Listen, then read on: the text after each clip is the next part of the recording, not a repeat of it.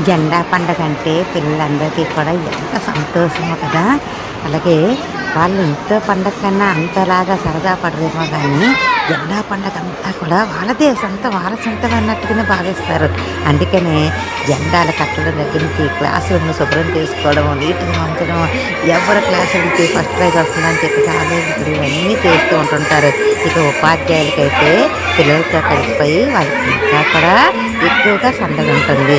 అయితే అంతేకాదు మరి ఈ జెండా పండగకి ముందుగానే ఆటల పోటీలు, డాన్స్ ప్రోగ్రామ్స్‌కి వీటన్నిటికి తయారు చేయడము, ప్రాక్టీస్ చేయడము ఒకటా రెండా స్కూల్లో జరిగే ప్రతి ప్రోగ్రాము కూడా జెండా పండగకి ముందు రోజే అన్నీ కూడా ప్రిపరేషన్ అంతా జరుగుతూ ఉంటది. జెండాలు కట్టడము, రంగురంగుల జెండాలు కత్తిరించుకోవడము, వాటిని అంటించుకోవడం అన్నీ ఎన్ని పనులో.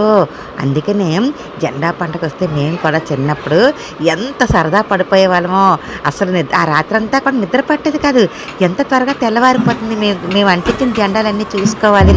మేము ప్రాక్టీస్ చేసిన పాటలన్నిటివి కూడా బాగా పాడామో లేదో, మేము ప్రాక్టీస్ చేసిన డాన్సులు బాగా వేసామో లేదో, ఇలాగా రకరకాలుగా మేము కళ్ళకంటూ తెల్లవారి చీకటితో లేసిపోయి స్కూలుకి పరిగెత్తుకుని వెళ్ళేవాళ్ళం మా చిన్నతనంలో.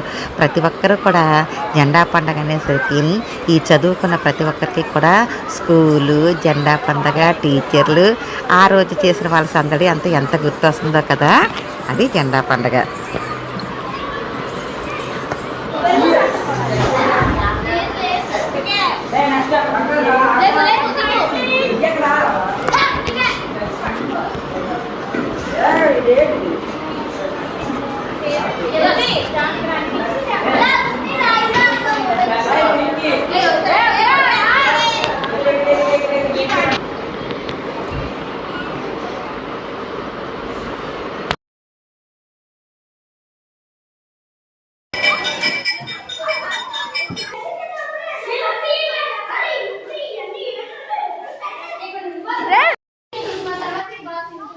వీడియో మాట్లాడాలి.